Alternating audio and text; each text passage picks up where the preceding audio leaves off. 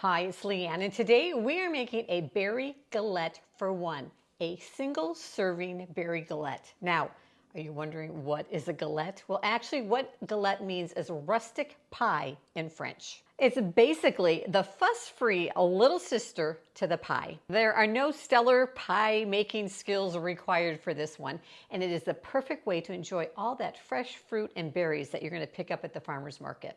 Join me in the kitchen as we make small batch recipes with big taste.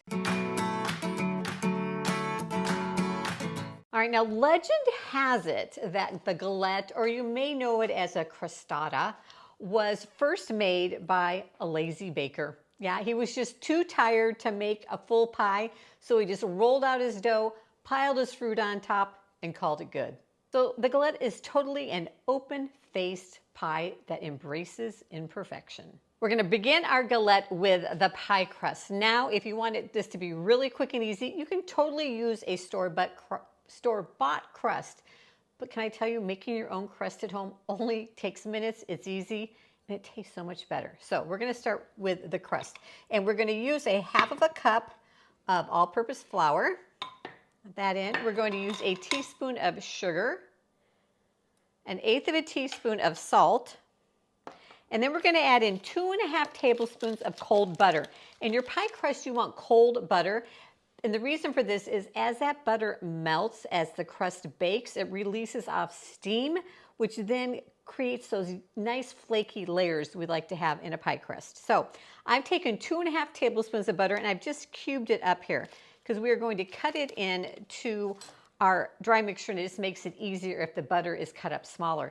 I'm going to use a pastry blender. You can use a fork or you can use your hands. Although you don't want, the problem with using your fingers is it creates some heat and starts to melt the butter.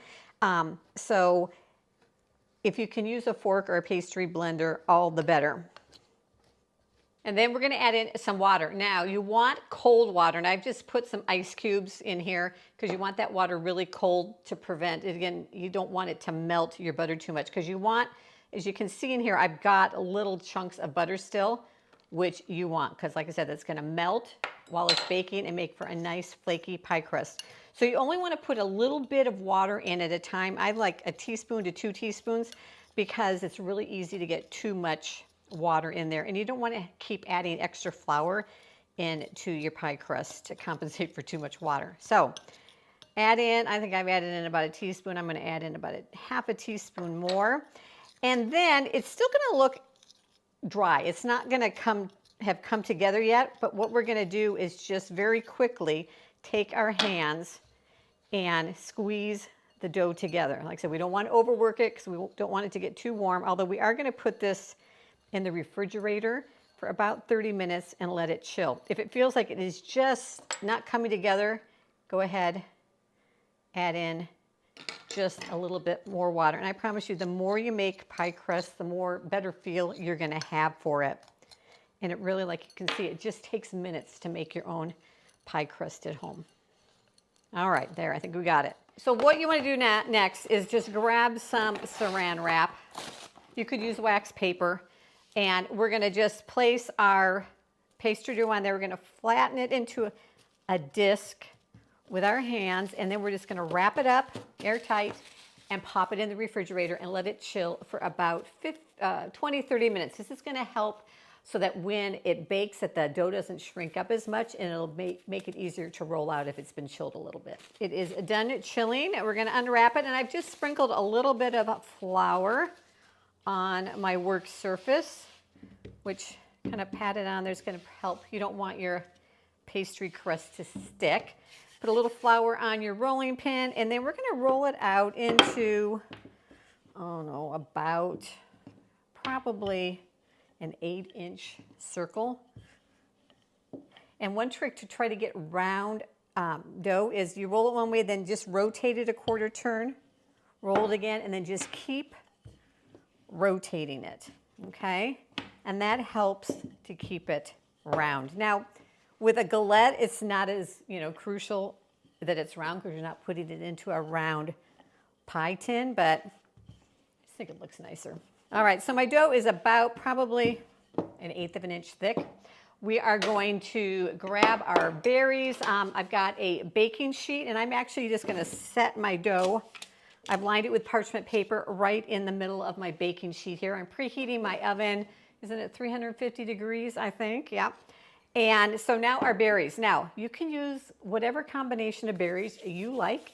Today I'm using blackberries and raspberries. You could throw in some blueberries, some boysenberries, some strawberries. You could even use peaches, nectarines, whatever your favorite fruit is. But I've got a half of a cup of fruit. Now, if you need 2 galettes, you're feeding 2 people, this recipe is definitely easy to double, to make 2. Next, we're going to add in 2 tablespoons of sugar and a teaspoon of cornstarch. Now, the cornstarch is our thickener, and it's what's going to help the juices of that form as the galette bake to thicken up. Let me grab a pinch of salt. And if you happen to have a lemon around, you could give it a little squeeze of lemon juice, but I don't have a lemon right now, so I'm not going to do that. So just stir your berries just to get them coated with that mixture. So we're ready to assemble our galette. We're going to grab our crust. We're going to just take our berries, pop them right into the middle, and then you're just going to take the edges of your dough and kind of bring them up, and I just like to pleat them, kind of bring them together all the way around. Now remember, we're embracing imperfection with this. It doesn't have to be perfect. And there we go.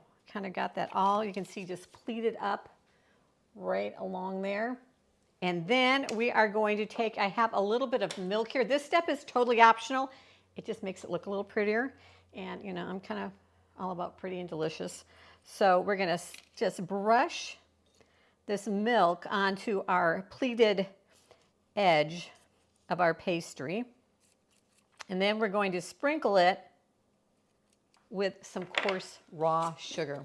Again, just adds a little extra sweetness, plus it just makes it look a little prettier. But you can totally skip this part and still have a delicious berry galette. It's going to go into 400 degrees for about 20 to 25 minutes, or until your pie crust is nice and golden brown and those berries are nice and hot and bubbly in the middle.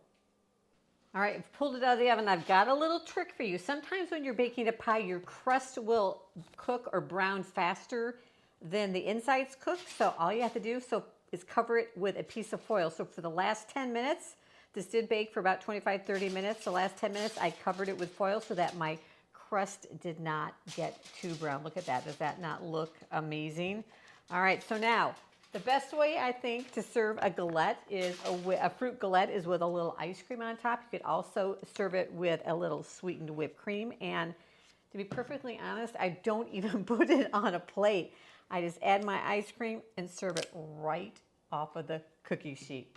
So delicious. Make sure you check out some of my other small batch recipes down below. That delicious fresh strawberry cream pie or strawberry shortcake are both yummy desserts. So take a look, and I'll see you in the next video.